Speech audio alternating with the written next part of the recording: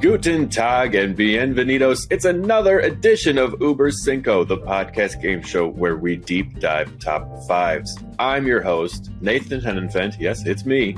And today it's all about warmth, wholesomeness, genial humor as we celebrate the top 5 movies of Tom Hanks.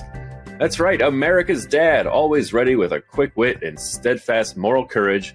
Whether leading a ladies' baseball team or a World War II battalion, Hanks is a true red-blooded American icon. And our first contestant today is Mitch Brinkman. Mitch, I know you love Tom Hanks. I know this has to be a special moment for you. I do. My favorite Tom Hanks is kinetic, high-energy Tom Hanks from the 80s and early 90s. That's my peak Hank. So the high energy Hank. Yep. And facing Mitch is Brian Ernst. And Brian, Tom Hanks is just a beloved figure in your home. You can't go. Your entire family loves Tom Hanks. I am at peak Hank. I have been at peak Hank since we suggested this. I will continue to be at peak Hank until the end. Brian has multiple hankies throughout his house at strategic locations for when he hits peak Hank and he needs to hank it out. It's there. All right. Since we are all at peak Hank, let's remind everybody of the rules. Each player in the den has spent time with today's topic, arranging their top 5 answers in order of importance.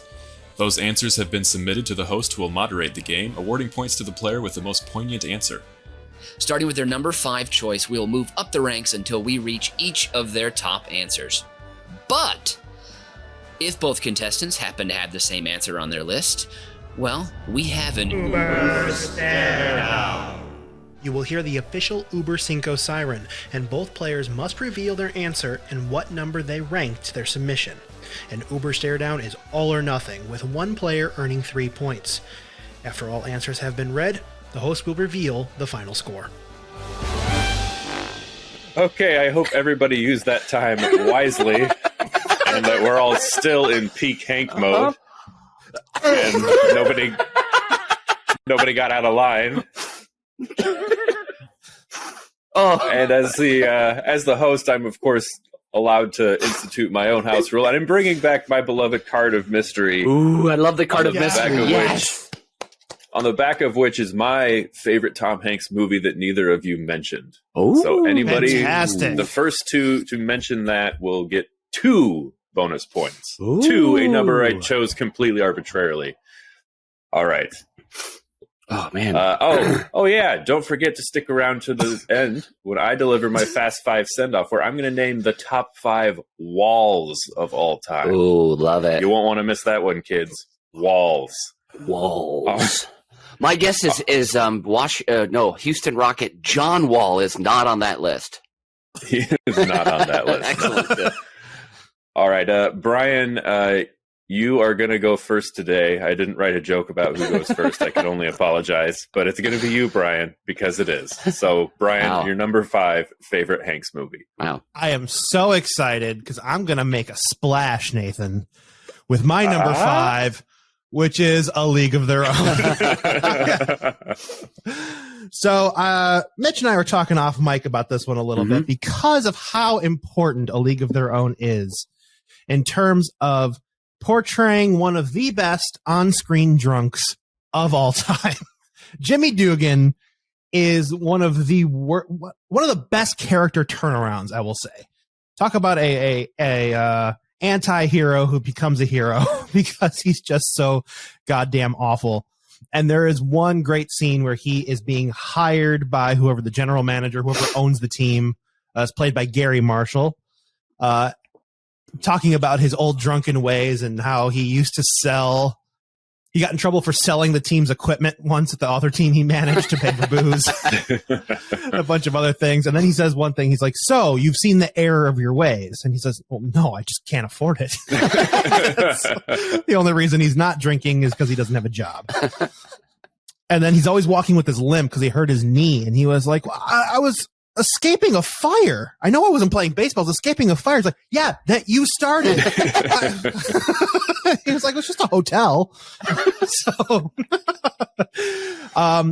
he's got one of these, his presence in this movie is just phenomenal. One being a guy who's washed up, has a alcohol issue, and is doing a job he definitely doesn't want to do because he's a total misogynist asshole. And he takes it because he needs the money so he can get his booze on. And one of his intro scenes to the locker room is he stumbles through all these women putting on their jerseys, and he just beelines for the toilet. And he stands there and gives you the best Hanx look up at the ceiling, mouth open, longest on-screen pee you have heard ever. And he just lets it go, and his face just, to the point where Rosie O'Donnell's character, Doris, I think her name is, even was like, that's got to be a record. So it's one of the great scenes. Plus, you're seeing Tom Hanks play baseball in Wrigley Field. That's freaking awesome. As he coaches, I believe, the Rockford How much more Peaches. American can you get? Tom Hanks playing baseball at Wrigley Field. Mm-hmm. And I actually stumbled across a YouTube interview with him recently. So Bill Simmons is a huge Tom Hanks fan. Mm-hmm. Had him on and had him talking about asking Tom what some of his favorite movies of his were. And he says, my family and I talk about A League of Their Own nonstop because that I had my entire family with, all of his kids were with him. So all we did, we stayed at a house somewhere in like northern Indiana on a farm. And all we did every day is like we had no city noise around us. And then we would either drive to Wrigley Field to play baseball or some other place to play baseball. And all we did was stay on a farm and play baseball all summer as a family. He was like, it was one of the best movie making experiences of his life. Wow. So how about that to start off? Damn. That is Tom Hanks list. truly the American dream. Oh my God. I'm curious. Have you heard about like who his character is based on at all in terms of like real baseball managers? I don't know if he's based on a real person. Okay. I mean, A League of Their Own might be kind of like an amalgam of a bunch of different stories. I know it's obviously based on a true story, Sure. but I'm not sure if the actual Rockford Peaches were the team. I don't know the history of it too much. This is during World War II, right? That this is all happening. Basically, yeah. And then as soon as it's over, they cancel it because they're like, okay, men are back. Yeah. Well, anybody who was in the orbit at that time would have not been eligible for the draft, a 4F, I believe they called it, because of an injury. So I'm guessing there were a lot of hobble-legged drunks running around. So he probably was based on several people. Yeah. I'll say it's some of those things you talked about in the beginning remind me of famous Yankees manager Billy Martin, who was a total drunk. And basically, he was a good manager. All you had to do was just keep him out of a bar. But he would often slip away and run off by himself to go drink in any establishment he could find.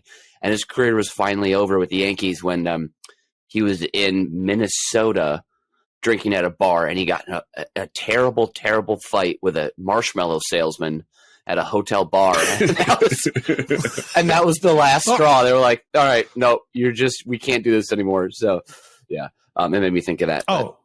And to confirm, obviously it is in World War II because there is a scene in the movie where one of the women gets a letter from the military while they're in the locker room that her husband has passed.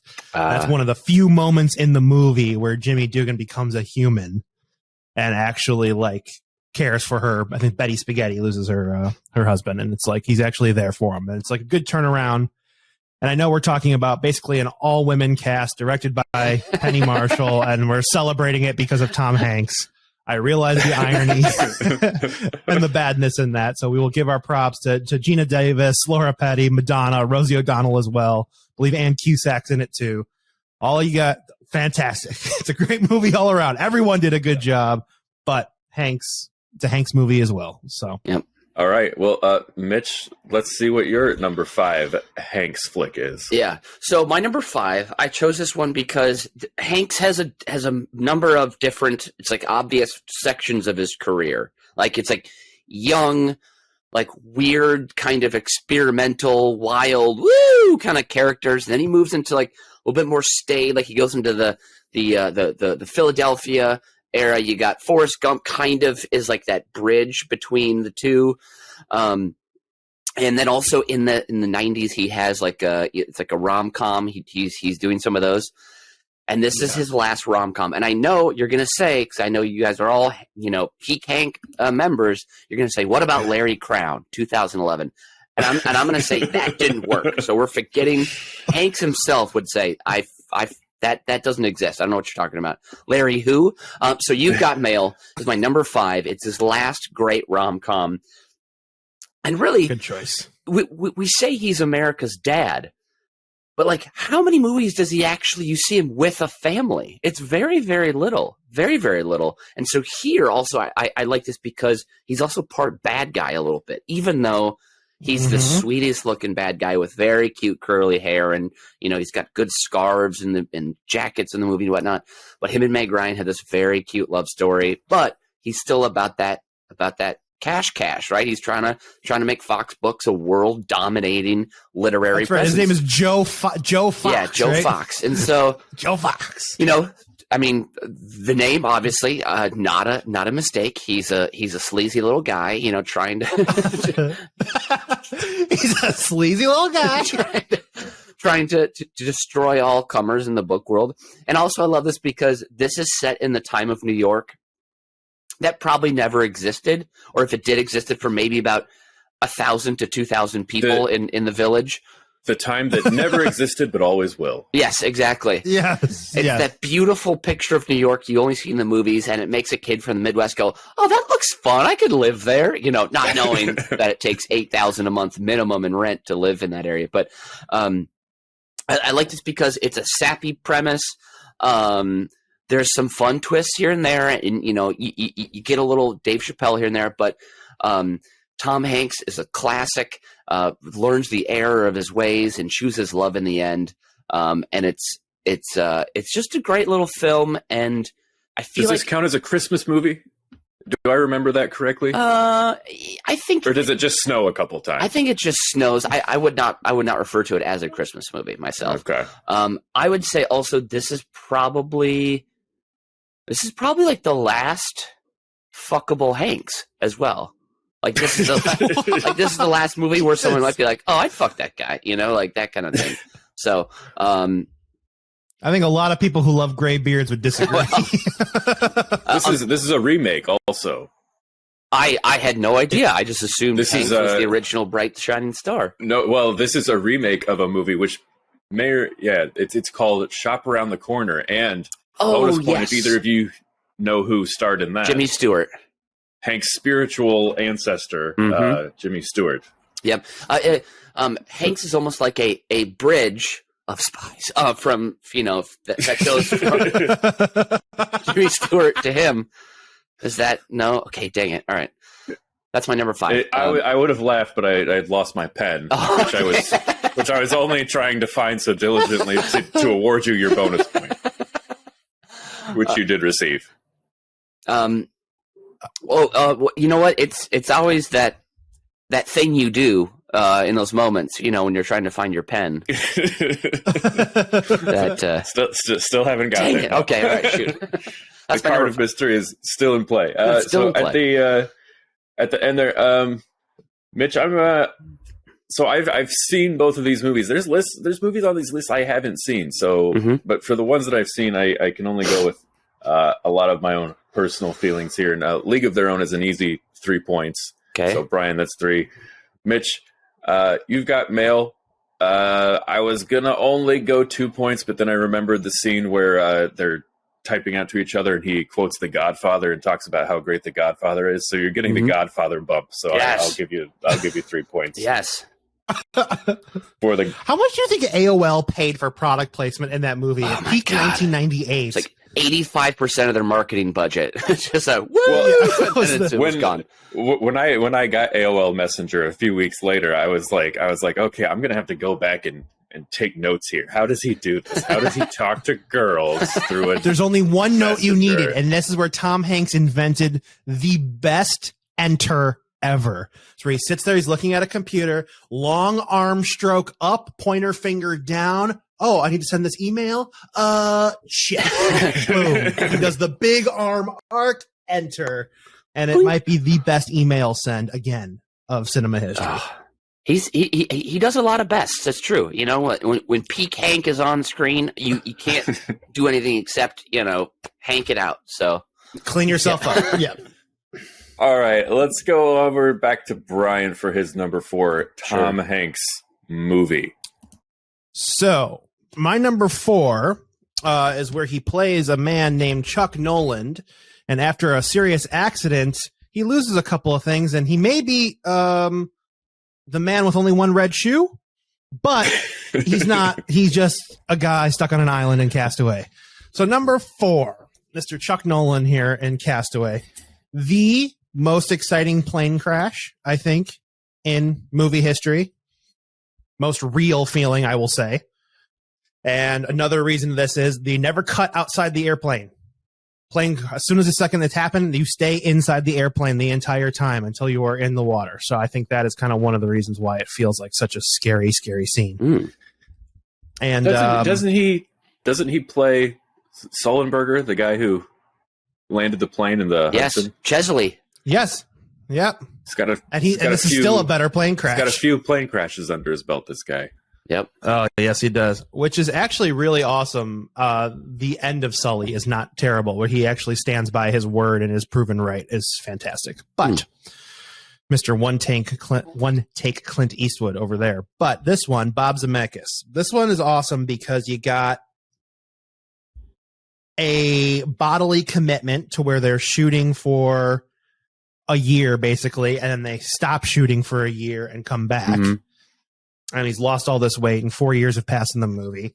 Then you get Jungle Tom Cruise, which we've never... Tom Cruise. Tom Hanks. Sorry. I'm conflating my Toms. Wow. My apologies. Should we switch it right now to top 5 Tom Cruise movies? I'll do it. Let's go. No, let's I know we could on a dime with no research and continue the show with absolutely zero flaws, but we are going to give Hanks his due in his honor. Mm-hmm. So we get Jungle Hanks, which if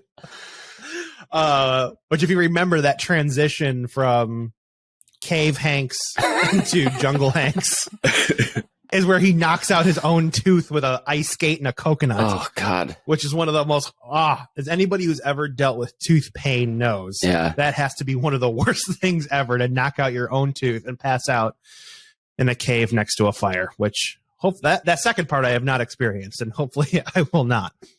But this movie makes us feel for a fucking volleyball. What other character in movie history could make us do that other than Tom Hanks? Do you think Jimmy Stewart can make us love a volleyball? He made us love an invisible rabbit. That's true. There we go. That's true.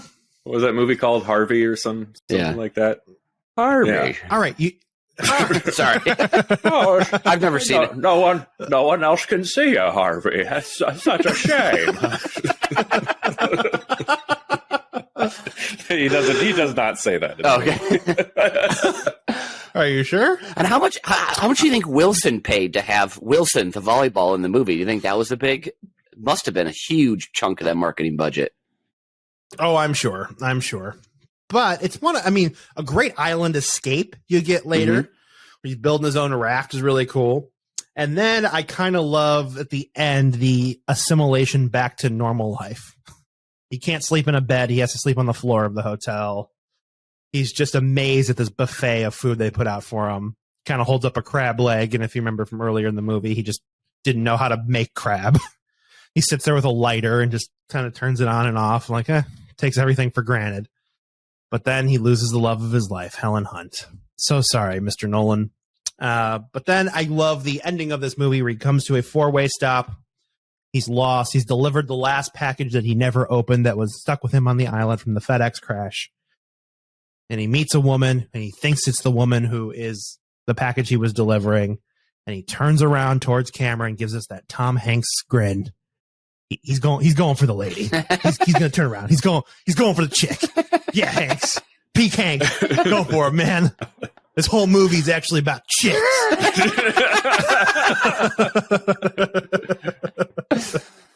Sometimes it's all a man needs, just to go out in the wilderness and work on himself, and come back, and then he's ready for love, and he's ready to love himself as well. So, Very true. Right, let's see what Mitch's number 4 is.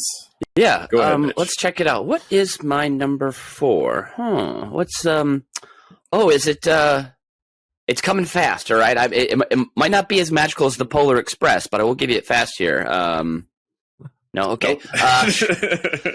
Stop wasting all this time. This podcast can become a money pit. All right? Hey, you know what? I get it. I apologize. It's just, sometimes when we're in a war for the ears of the public, it feels, Charlie Wilson's war, if you will. I don't know. Is that That's a great punchline.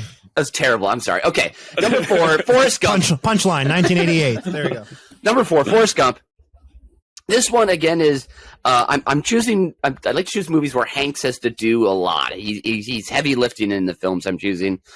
And Forrest Gump was, looking back now, is an utterly believable premise. I mean, yes, of course, this one guy did all this stuff. What did he invest in? Apple computers and won the national championship for Alabama. Went to war and won an incredible war medal. Like all this. Ran across the country, right? Or the world. What was it? I can't remember exactly. Just the country. Yeah, he was domestic runner. Grew. Domestic runner Hanx, very specific. Country's best beard Hanx is also in this movie. A slightly grimy, sweaty, waving in a tank top Hanx is in this movie. That's another great scene. But I remember watching Forrest Gump originally and just being utterly spellbound in the movie theater, watching it as a kid. And thinking, this movie is so long, but I don't want it to end. So, like, normally as a kid, you're like, this movie's so long, when will it end? I just want to keep going on this ride with Forrest. And also, as a kid, you don't realize how sad, like, the Jenny storyline is as well. And, that is very true. Yeah. I did not pick up on any of that in the 90s. And then 2010s turn around, and I rewatched that movie, and I went, oh, yeah. I missed a lot. Yeah, and I think Zemeckis wrote this one. I'm pretty sure, right? I don't know, but I will find out. Or he at least directed it. And so there's that thing where it's like, oh, we have this story. Let's put every single type of storyline in it to just make it all, like, just in case. Like, we got football fans out there, we got shrimping fans out there, we got war fans out there. Like, let's just get them all into one bucket. And so I think he did also potentially maybe a slightly offensive caricature of a developmentally delayed, adult in retrospect. But again, at the time, it does not age well. This movie, I don't think. Yeah, it's the performance is questionable, and also, well, I don't know. I've always found that I disagree. I wanted this movie to end. I was exhausted. I felt like I had to read an entire history book, basically, by watching it. I was like, oh, can we skip over one aspect of American culture for the last 50 years? Can we just leave one out? Like, do we have to have him meet everybody? Yeah. See, and as a kid, I thought, wow, this is amazing. I'm learning all this stuff. He's covered it all for me. I think I did learn more about American history from Forrest Gump than I did from school. For sure. That is a problem. Well, this is America, so yeah.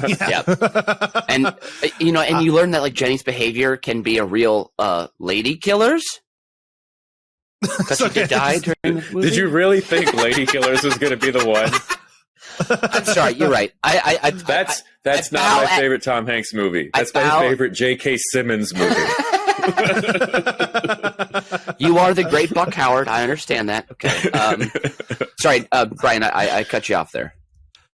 I was going to explain. I think I had a professor at DePaul, must have been my sophomore year English professor, who basically would always rant about Forrest Gump whenever he got the chance because he hated it so much. And his main reason, he boiled it down to, he's like, I don't like Forrest Gump because it celebrates mediocrity. And I was like, oh, wow. There you go. You're terrible. Thanks. This is fantastic. How dare an average person succeed? Like, I was like, why are you a teacher? Says an adjunct professor. Yes. And he also told the story about how he grew up living next to Soundgarden. What? Like the band? Yes. Yes, he would call the cops on them for playing too well. And he was like, they're never gonna amount to anything. What a narc. And they totally narc. did. So, and now he's teaching English at DePaul. I bet when the cops showed up to get Soundgarden, they would go at the back and be yelling, "Catch me if you can!" Nice. Catch Me If You Can is a great movie. Oh, dang it. Okay. But it's not on the card of mystery. All right. For this round, Brian, the thing about Castaway is I've never seen it. I've always thought I don't want to watch Tom Hanks on an island by himself. And I'm sorry, but you didn't convince me to watch it, so you only get 1 point. And then I don't care if you miss out on one of the greatest movies in history. That's fine. And Mitch, for the reasons I described earlier, I'm only going to give you 2 points for Forrest Gump. But Brian, we're going to go back to you for your number 3.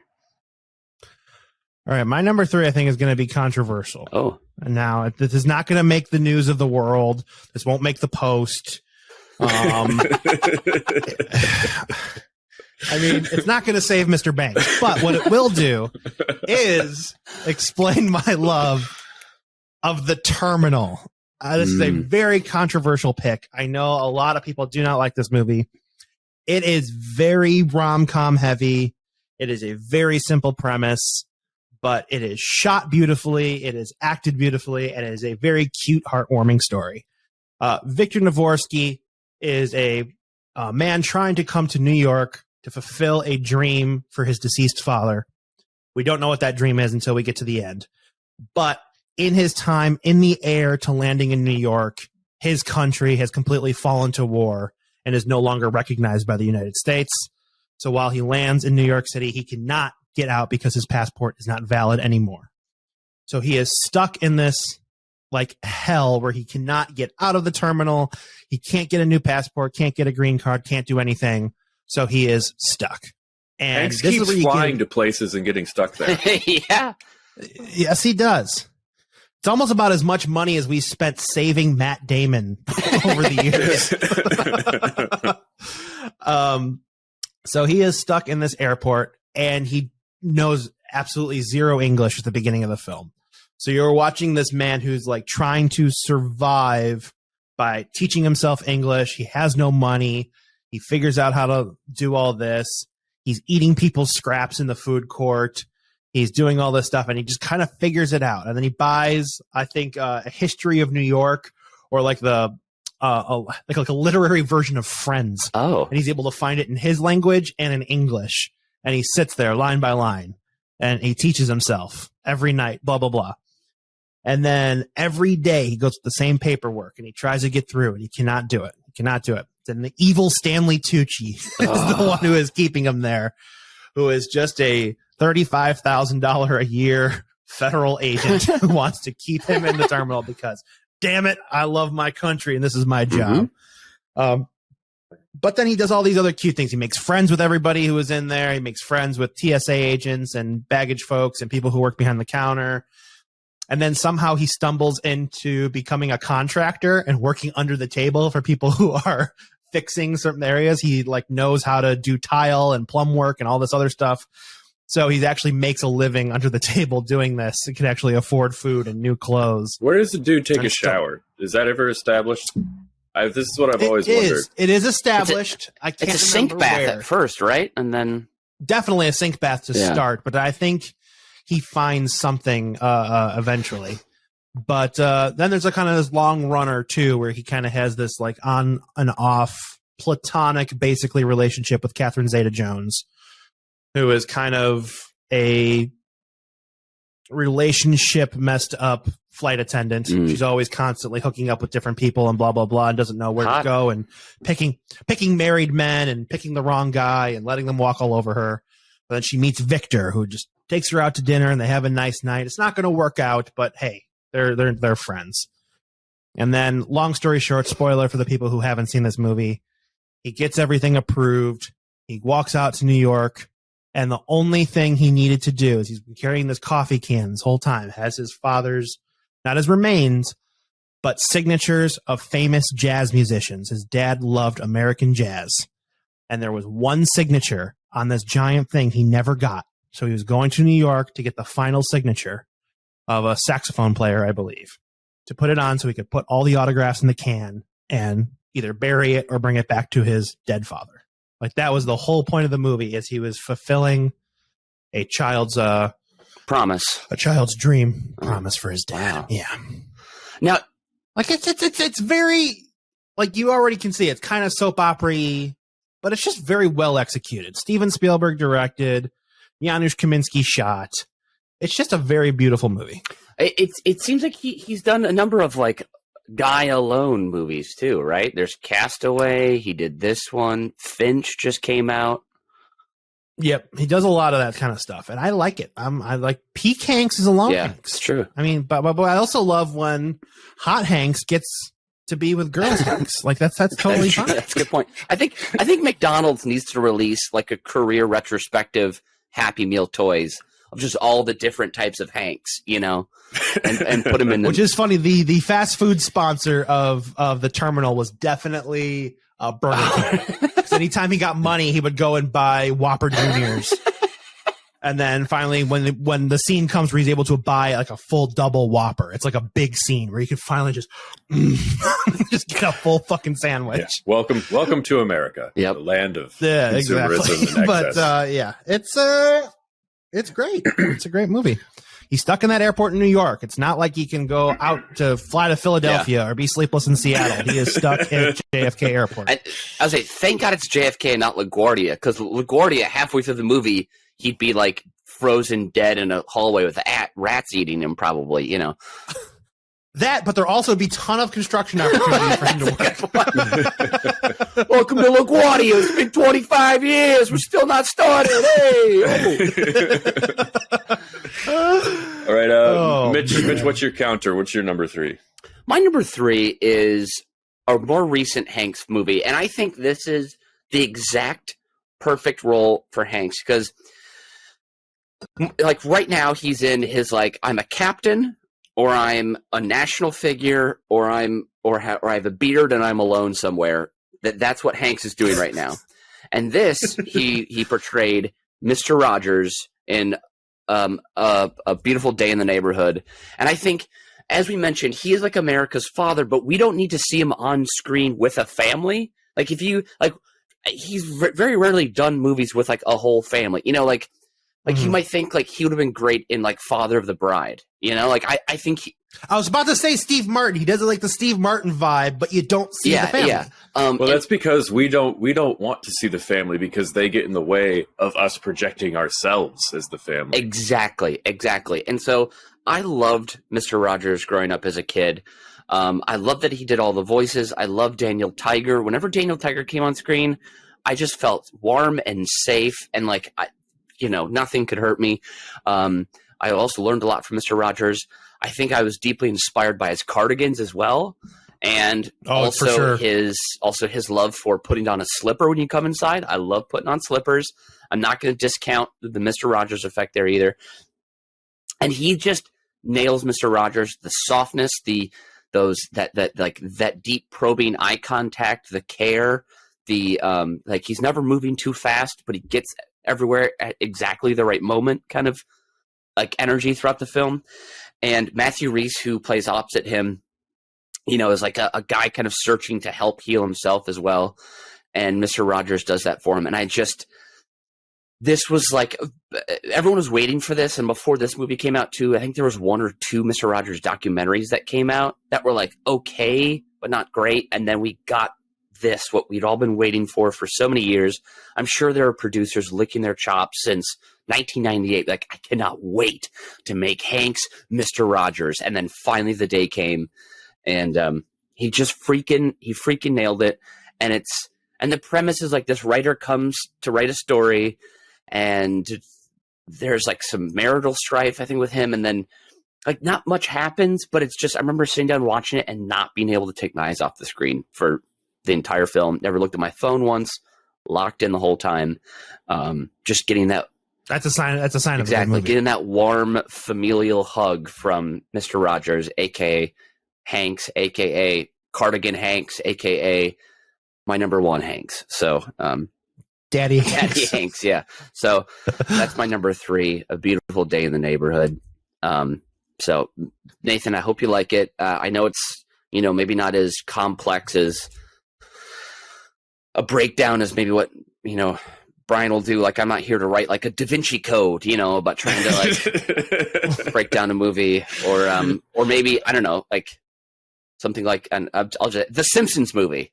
He was in the Simpsons movie. Is that the? No, man, okay. I should have picked that one, but I didn't. Okay, yeah. That was the one I was banking on too, so I'm glad Mitch said it. for this Hanx as Rogers, that's just too much American dad goodness. So this has got to be 3 points. Brian, I haven't seen The Terminal. This one, I think I will see. So I'll give you 2 points for this one. And then Brian, we'll go back to you for your number 2. So my number 2 is one of my favorites. This is where you get to see a group of guys, call them a band of brothers, if you will.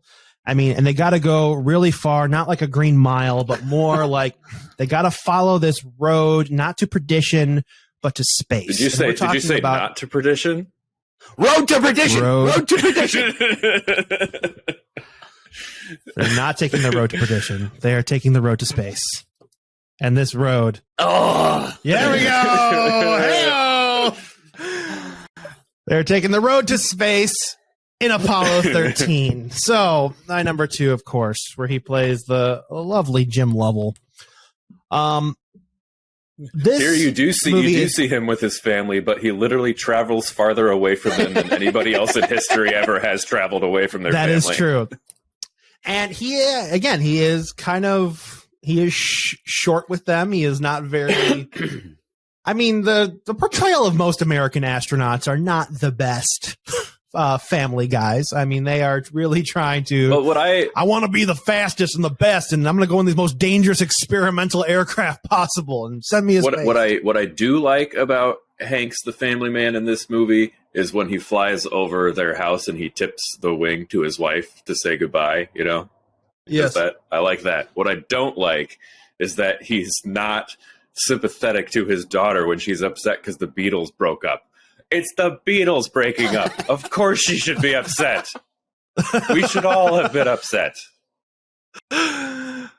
At Yoko, but anyway.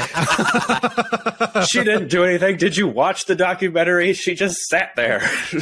Anyways. And that's enough to drive anyone nuts. So this movie is great. It's really funny because I used to get in an argument with my dad about these kinds of movies.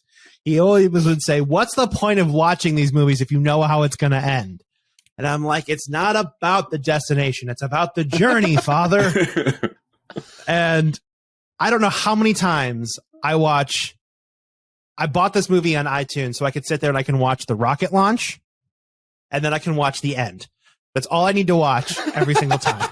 I watch so fucking cool this rocket launch that 10 seconds lasts about a minute and a half of screen time where they're counting down and the thing finally launches. And then the camera has to show every single buckle unlatched from the rocket. It should have been flying for well over 30 seconds by now. But no, we got to see all this 1995 CGI ice shake off this fucker as it finally, boom, takes off. And it's one of the coolest launches, and I love it. Anyway, and then you get to this tension moment where you know that as the capsule comes back down, while they're coming through the atmosphere, you lose radio contact. Usually it's 3 minutes, they say. Nobody's ever come back after 3 minutes. And then there's this huge tension buildup as if you don't know if they're going to make it. And you know they survive. But in the movie, you're just on the edge of your seat. I want to see a parachute. Where's the parachute? Good shoot. Blah, blah, blah. Then Tom Hanks, says we're home. And it's like, oh my God, Hanks is going to land in the ocean. Yay. How about Ed Harris is the guy in Mission Control too? Ed Harris in Mission Control. He's playing the alter ego of the guy he plays in the Truman Show. Yes. Why can't I think of Lieutenant Dan's real name? Gary Sinise. Gary Sinise plays the guy who they assumed might get meningitis, but did not get meningitis. But because he stayed back and knew the shit better than anyone, was able to help put together the plan that brought them home. So it was like fate happened there, which is amazing. Also, the Kevin Bacon gag at the top, where he's at a party and he takes the beer bottle and the beer glass and he's describing how the two ships link up. And it's just, it's basically like a sixth grader doing the finger through the whole like joke. I'm like, man, it took me a few years, a few viewings of this before I was old enough to understand just how dirty that joke was. And then of course the next joke, the obvious joke, is that you're like, oh, astronauts get a lot of Tang because that's the drink that they were served. Everybody, okay, I hate myself. I have mentioned this on the show before, but it has one of my best Tom Hanks line deliveries of all time. This is where they're up. Bill Paxton has come down with an illness. Actually, he's very sick. He's very cold because they've had to turn off the heaters. So he's just basically floating around, shivering. And then Jim comes up to him, gives him a hug, starts rubbing his back, says, "It's going to be okay, Fredo. It's going to be okay. We're going to land in the Pacific." Blah, blah, blah. It's 80 degrees out there. Blah, blah, blah. It's just that sing-songy of 80 degrees out there. I repeat nonstop. I say it to myself when I walk outside when it's warm. I'm like, it's 80 degrees. I say it all the time. Just to myself. I won't say it to anybody else because nobody knows what the fuck I'm talking about. Well, I'm glad we can now share this with you. This summer, and God, let's hope it's coming, we're going to be saying a lot of 80 degrees lines. When we land now, they open up that hatch, it's 80 degrees. Like, oh, fuck yeah. Brian, who hates warm weather. I know, but such a great line. Such a Nathan, great line. I mean, Houston, we got a problem. True. Yeah. I mean, you got a bunch of great shit from that's this a classic. I was going to ask Nathan about, before I go, your Road to Perdition selection. Why is that your favorite Hanks movie? Because Paul Newman's in it. I was going to say, because Paul Newman. I mean, seeing him play... He's a bad boy in that movie, right? He plays a bad man. It's very sparse. It's based on a graphic novel. Yeah. So the cinematography is beautiful. There's not a lot of dialogue. It's just very tense, meditative, quite a beautiful movie. Yeah. And Paul Newman. Paul Newman's last on-screen appearance. Oh, so legend. Yeah. So that's my justification for my pick. Got it. What is your justification for your number 2? My number 2 is a forgotten classic, but this is the most Hanks has ever done in a movie. This is peak powerlifter Hanks. He does everything. He is lifting any weight people throw at him. He's squatting it. He's cleaning it. He's thrusting it. This is his first starring role in a movie that released in theaters. He was in a made-for-TV movie. I'm not counting that.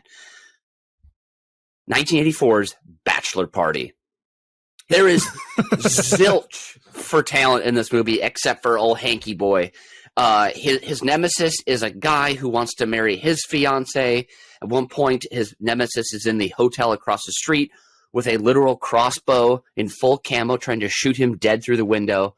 Hanks is having fun. He's like, it's that energy that you miss about the 80s, like him and Michael Keaton had, where it's like, we got tight acid wash jeans on, we got our tees on, rolled up, and we're moving around the scene. We're making quick quips. We're keeping everybody's energy up. In this movie, he drives a school bus, which like is just the right amount of weird 80s energy. Like, it's not creepy. It's just fun. Like, oh, a bus big enough for all his buddies. They go to the bachelor party. He's not sure if he wants to get married. He's in this crisis of confidence, if you will. His fiance comes from a wealthy family. He's not a wealthy guy. He likes to have fun. He likes to cut loose. His father-in-law doesn't necessarily approve of him. And guess what? This bachelor party ain't gonna help. There's a donkey there. There's a belly dancer / maybe a prostitute. Everybody's doing drugs. The donkey does drugs. The donkey goes belly up and dies. Legs rigor mortis. Yeah. The dog, they somehow shot it. You watch the donkey do like 8 lines of speed and cocaine and shit. It's legitimately hilarious. And then also a confusing but sexy scene where he's going in to potentially sleep with a woman from his past, who like knew him in high school. Very, voluptuous, whatever, beauty. And then her head turns to a Catholic nun's head. and then morphs into his fiance's head and then back into her head. So he's having this crisis, this inner crisis. So there's a bunch of really fun gags in it, though. Just guys trying to have some fun, and Hanx wanting to have fun, but then also keeping everything above board as well, too. And guys, they got to figure out how to get that dead donkey out of the hotel room, and boy, do they come up with a scheme. So, No spoilers here. It's very fun. It involves draping clothes. So I highly recommend it. It has a favorable 65 score on Metacritic as well. So it's not it's not a terrible 80s movie. Just good enough to watch. Exactly. And again, there's really no other talent in the movie, so you just get to indulge in peak powerlifter Hanx doing his thing, shaking his booty, having fun. So that's my number 2. It will beat Brian's number 1. That's what I'm saying. A better 80s movie than Brian's number 1. What he's trying to say is it's not as strong as his number 1. That's all. Well, Apollo 13, slam dunk, 3 points, obviously. Woo! That is my favorite. A slam dunk is only 2 points. So well, this is a slam dunk 3 points. Wow, okay. They had the rocket so they could jump from behind. Okay. God, see, I am not making good jokes today. 3 points, anyways. And Mitch, I didn't even know this movie existed until you mentioned it. We have to watch it together. You guys will love it. That sounds great. I do 2 points for making me want to know how they get this donkey out of the hotel room. Okay. I have to know. I can't not know. Brian, what is your number 1 greatest Tom Hanks movie? So my number 1 can be summed up like this.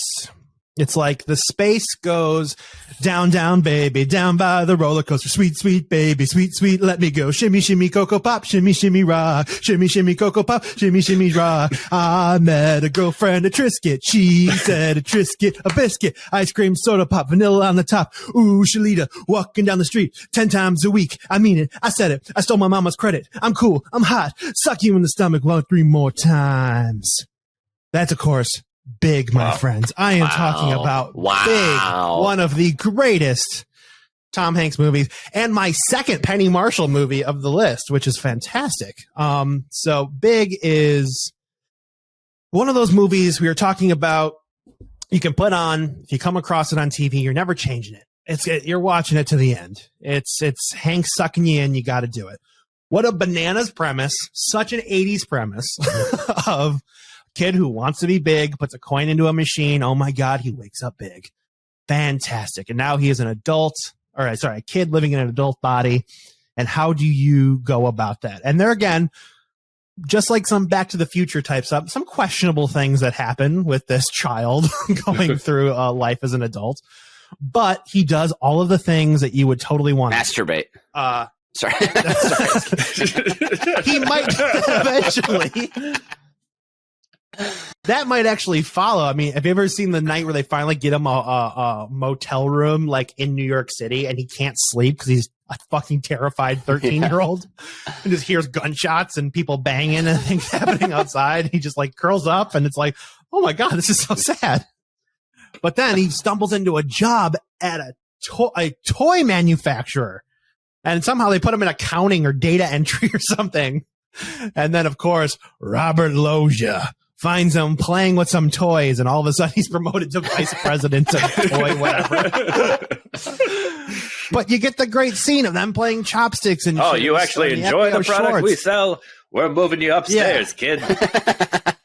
You know how to play these just like a child, so I'm going to bring you up. And this is my best, Robert Loggia. And I don't know. It's just everything past that point is great. And then he has the very strange relationship. What's her name? I can't remember her name. Leah Thompson? No. No. We're going to cut this because I'm going to find it and remember. Elizabeth Perkins. Oh, yes. Yes, Elizabeth Perkins is the one working with John Hurd of Home Alone fame there. Actually, pre-Home Alone. Yeah. Holy shit. But he is the executive who's like, oh my God, who's this guy who just kind of comes in and takes my action? I'm the executive that knows how to sell toys. I don't play with these things. Come on. And she's like, well, you don't have that childlike spirit anymore. And I'm like, this guy, blah, blah, blah, blah, blah, blah. And then there's this weird sexual tension between Elizabeth Perkins and Tom Hanks, because it's like, he's 13. And when he takes her on a date and he brings her to his place, you see that all this money he has an entire floor of a building in New York City he buys, an entire floor, just completely open like a loft. And one of the things he owns is a giant trampoline inside his house in New York. And on their first date, they are jumping on a trampoline and just enjoying the hell out of themselves. And then they go to sleep in bunk beds. What a great scene. So, yeah, this thing is all about remembering your inner kid, and don't grow up too fast, kids. It's a great. Wow. Yeah. It is a classic. Mitch, you have your work cut out for you. What is your number one? My number one is an important film. Perhaps the most important film of the 20th century. That is A Day We Never Forget. Saving Private Ryan. It's tough. I know. But you got to lean in. You got to stay in. Once you start it, you can't stop it. Okay. It's like a can of Pringles, you got to go until it's finished. Tom Hanks is the one man I would follow into the most grisly firefight, the darkest night, the sloppiest, wettest, saddest bogs and marshes of Europe. It's the only person I would follow. And in Saving Private Ryan, he leads a group of completely scared, shitless young men to find one fucking square-jawed piece of shit from Iowa. But that part of it, Square-jawed piece of shit from Iowa. That part of it, you're like, what? Who? It's just one guy. He's the last living son. I know. That's very sweet to like. That's all that mattered in the 40s. Yeah. Come on. But the scene in the church talking about Del Vecchio, he like peeing on his coat. That's a great scene. You can just see the weariness in his face in the performance, but they're trying to find small moments of comfort throughout their journey. And as we know too, like behind the scenes on the film, before they started filming, Tom Hanks had all the actors I think it was like basic training together. And so like he was their not their company, but they're like a squad commander or whatever for months before they started filming. You can see that the leadership he has on screen. This is also important to me because this is the first, I was a serious kid. This is the first DVD I ever bought, was Saving Private Ryan. As an 11-year-old, I was like, I need this. And I'm sure my mom was like, what the fuck? Okay. I gave birth to a 65-year-old World War II enthusiast. The initial early on scene when they're trying to kill the sniper in the bell tower, and Vin Diesel gets pinned down by the car and he's bleeding out, and the rain is bringing his blood like back towards the squad. Fucking heart-wrenching. The scene when he has the panic attack and his hand just like tightens up. Another incredible scene. Mm-hmm. And I just, again, I love that they reveal, I can't remember what part of the film, but when you reveal he's a teacher, and he I can't remember, it's math or geography or something, but it's just in this time, it was always like we call on regular people to elevate themselves to unthinkable heights. And although Tom Hanks clearly has abundance of talent, he has been able to portray that on screen. Like, I'm just a regular guy who ends up doing these incredible things over and over and over and over again throughout his cinematic career. So this movie obviously was a huge lift. I'm sure it took God knows how long, a year to shoot or something. But even though it's got some really, really, really intense scenes, obviously the first scene on Normandy, and then also the scene, which my least favorite to watch, is when I can't remember his name now, but the one Jewish soldier in his command gets the knife in his chest, like slowly. That's from brutal. a Nazi. It's awful. That's awful to watch. Yeah. And so it's a great movie, and it kicked off Hanks's WW2 Hanks, I'll call it, because he went on to create and educate around World War II. So I don't know if he got. That's when he really entered like dad phase. Cause that's such an American dad thing to do. Is that you reach a certain age and it's World War II time. For whatever reason. And the meme that's been going around the internet is you guys are both of the age. It's supposed to be 35 is when you choose to either really get into smoked meats or World War II. And you haven't chose either. Neither of you have chose either. So I'm very proud of both. As we were talking about 15 minutes ago, I started thinking, I need to watch more of the Ken Burns documentaries. I think I should watch the World War II one. I was thinking that literally 10 minutes ago. So crap. I have to admit, I am racing to finish The Thin Red Line before it leaves Amazon Prime tomorrow. So I think it's happening. So why did you stop to do this show? And I know this is all about Hanx, but this movie is also the start of what I mentioned, how much money movies have spent to save Matt Damon. Oh, yeah, that's right. Yeah. This is kind of the start of that. And I found the Time article, and the total is $900 billion have been spent in movies to save. So Courage Under Fire, he saved from a helicopter rescue, $300K. Yeah. Saving Private Ryan, about $100K. Yeah, you mean million, right? Titan AE. Million. Not 100K, 100 million. No, 100,000 approximately to save him in World War II. Oh, we're talking real dollars. We're not talking how much. I see. Okay. No, the real dollars that they would have to have spent in the movie to save this kid. Okay. Then we really jump up in Titan AE because there's an Earth evacuation. That costs about $200 billion. Yep. And then now we're talking. Syriana, Green Zone, Elysium, Interstellar. We have to save them from another planet. $500 billion. Then we follow that up with The Martian, saving one man from this planet, $200 billion. So a total $900 billion. So $1 trillion to save Matt just Damon. To get that, is he square okay? jawed fuck from Iowa back safely. But who do we trust with $1 trillion to save? Daddy Hanx. P. Hanx. Yep. I think, let me just do quick research. Yes, zero money has been spent to save Ben Affleck. So that's good to know. Oh, no. Poor Ben. Poor guy. Oh, man, with the career he's had, he still garners sympathy. That's what a trick that is. I know, right? All right, I have to score out this last round, and it's the easiest job because these are two classics for very different reasons. So it's 3 points all around, which brings the final scores to, I think it's what Tom Hanks would have wanted, a tie. No! He loves all of his children equally. He loves all of his children equally. 14 to 14. And that leaves me with the closing task of reading off the top 5 walls of all time. Number 5, Pink Floyd's The Wall.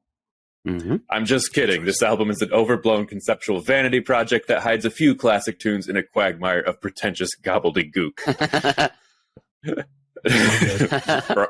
Brian disagrees. Number 4, Wallpaper. Ooh. No, not your grandma's floral print or anything else you'll one day have to painstakingly scrape away. I'm talking my rotating desk wallpaper on my computer of 100 images that keep me going on a rough work day. Currently, it is iconic songstress Amy Winehouse. There you go. Yeah. Number 3 is Waldo. That's right, the beloved dude in a red hat with a camera. It's both everywhere and nowhere.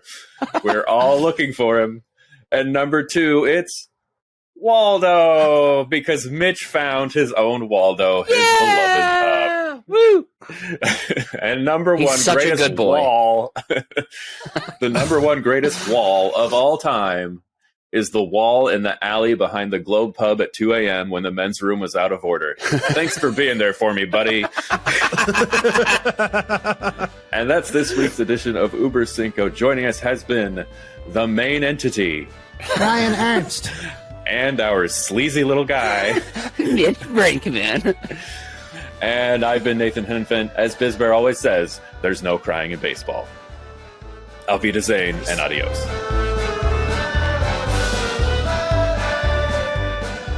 You've just listened to Über Cinco, a production of UBK Studios. Subscribe to the show on Apple Podcasts, Spotify, Stitcher, or wherever you get your fine podcasts from. If you like what you hear and want to support the show, please visit our Patreon site at patreon.com/UBKstudios. Every little bit helps us keep the lights on and the bill collectors at bay. Keep tabs on us on all the social media at UBK Studios, and most importantly, subscribe to our YouTube channel so you can see that we really are just a bunch of good Midwestern boys.